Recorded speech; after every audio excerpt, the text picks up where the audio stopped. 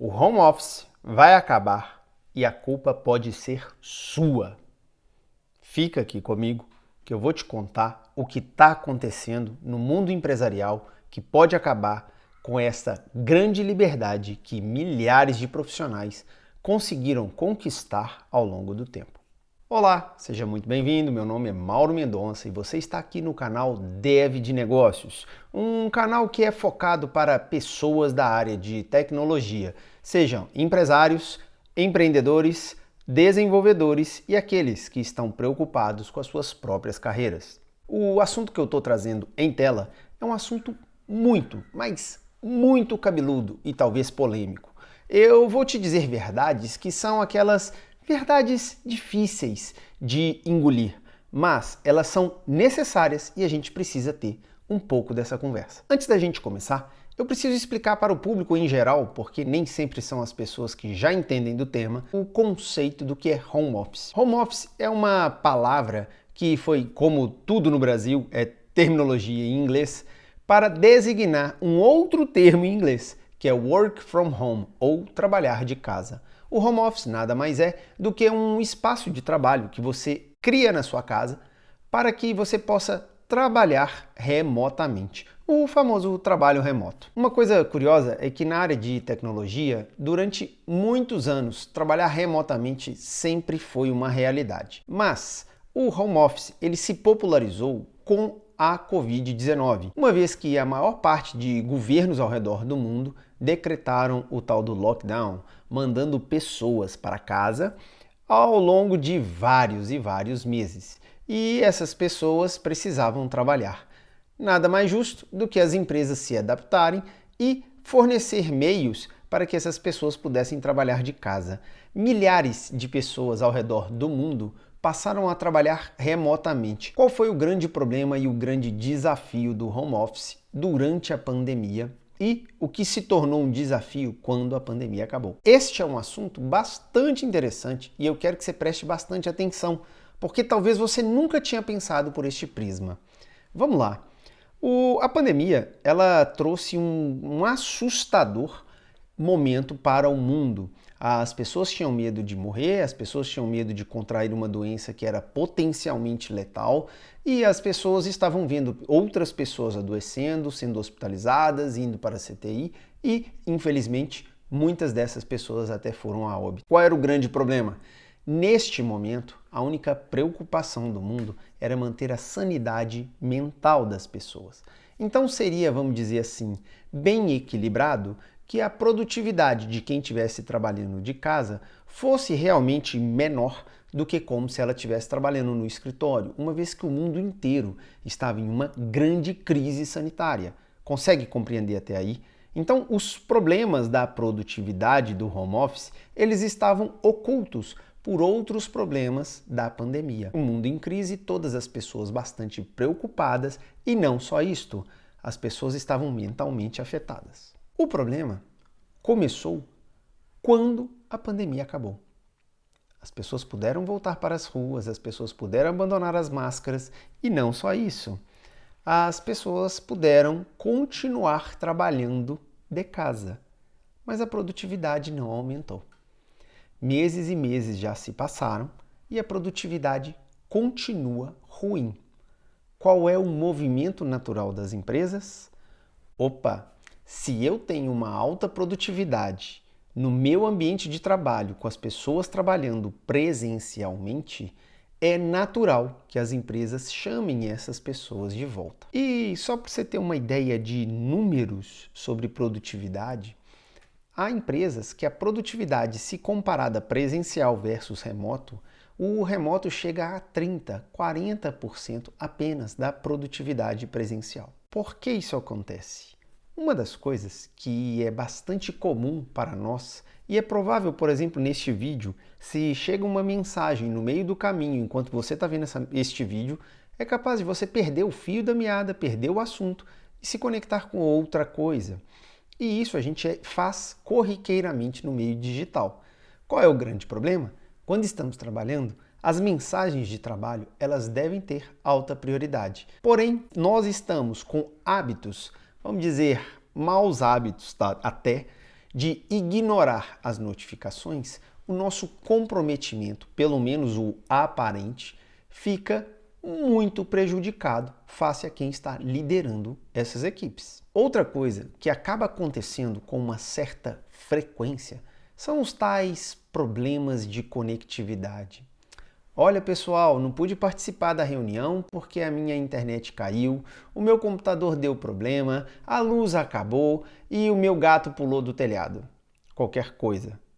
Percebeu que na maioria das vezes, e observe, eu quero que você observe, no seu ambiente de trabalho, quem é a pessoa que sempre tem um probleminha, uma desculpa qualquer para não estar presente nas reuniões, para não entregar aquele trabalho, para furar um prazo. Sempre acontece algo catastrófico, como acabou a luz e a CEMIG falou que só volta amanhã. Olha, gente, me desculpem, o 4G aqui está horrível e a companhia, estou sem internet. Cada dia, cada vez é uma desculpinha diferente. E com isso, essa pessoa se afasta do ambiente de trabalho, não colaborando da maneira como os seus empregadores esperam. Então, as empresas começaram a fazer uma conta, que é a conta produtividade versus resultado. E essa conta não fechou enquanto as pessoas estão trabalhando no home office. Só para a gente fazer uma abstração, se você bate o dedo na quina de um móvel durante a noite porque não acendeu a luz, mas todas as vezes que você acende a luz, você não bate o dedo na quina do móvel, qual vai ser a possibilidade de você, todas as vezes que se deslocar dentro da sua casa, acender a luz? Concorda que você vai acender a luz na vasta maioria das vezes? Pois é, esta é a mesma base de pensamento de quem conduz uma empresa. Ele olha para os resultados e diz: na época antes da pandemia, a minha produtividade era mais alta, eu tinha lucratividade com o mesmo time e estava tudo certo. Agora, depois do home office, a equipe está trabalhando de casa, todos têm qualidade de vida, porém eu não tenho lucratividade. Qual é o caminho natural? Chame todos de volta. E isso é culpa sua. E eu vou contar para você como que a gente pode salvar o home office agora. A primeira dica que eu quero dar é: esteja realmente presente. Eu não estou falando do estoicismo, não. Eu estou falando de estar presente na empresa. Chegou o horário de começar a trabalhar? Vá trabalhar. Levante-se, troque de roupa, se arrume, se assente em frente à sua mesa, como agora aqui eu estou na minha mesa da minha sala de jantar. Sente-se em frente à sua mesa, ligue seu computador e comece o seu trabalho. Arrume o ambiente de trabalho. Ambientes organizados geram mais inspiração e mais produtividade. E não só isso. Vai fazer uma reunião com o time? Abra a câmera, abra o microfone, participe, questione, diga o que você está tendo de dificuldade, não importa qual seja, ou diga as facilidades que você está tendo. Não seja apenas um avatar naquela reunião. Seja uma pessoa ativa, participe. Mas eu não concordo com as infinitas reuniões e aquilo me cansa. Fale isso. Abra a câmera e fale. Pessoal, eu acho que a gente pode reduzir essas reuniões em pelo menos uma, ou pelo menos duas, ou pelo menos três, não sei qual o volume de reuniões que você tem por dia. Aqui na nossa empresa, a gente faz uma reunião por dia, e é uma reunião entre 30 e 40 minutos. Às vezes ela se estende, às vezes ela acaba mais cedo. Mas aqui a gente tem essa postura. E tem dias que não há motivo de termos reuniões. Então adiamos parte daquela pauta para concentrar a pauta no dia seguinte.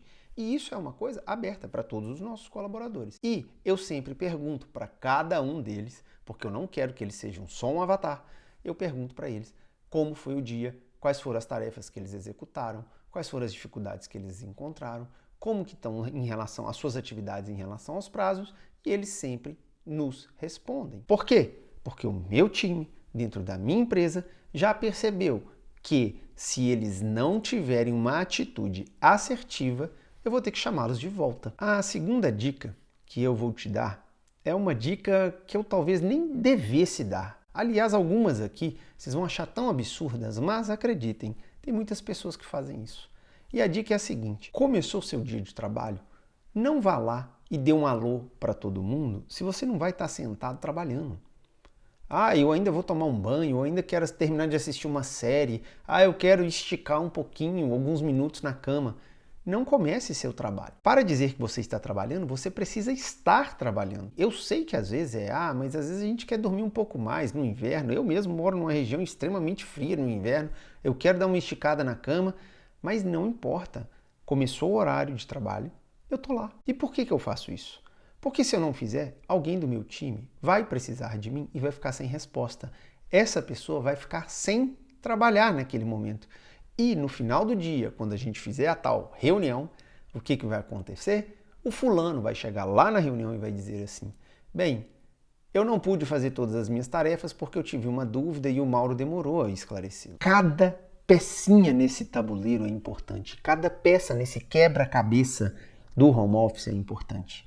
Você precisa não só estar trabalhando, mas você precisa deixar claro que você está lá, que você está presente. E por que eu estou falando sobre essas dicas que parecem ser só chover no molhado? Porque, infelizmente, a maioria de nós não está preparado para uma palavrinha chamada liberdade. O poder de trabalhar em casa é uma liberdade, vamos dizer assim, conquistada a duras penas. A pandemia do Covid-19, ela acelera esse processo e valida que é possível trabalharmos de casa. Muitas pessoas, e não só as pessoas de tecnologia, muitas pessoas que passam o dia inteiro na frente de um computador não precisavam ocupar um espaço no escritório porque faziam tarefas que eram tranquilamente executáveis de onde ela estivesse.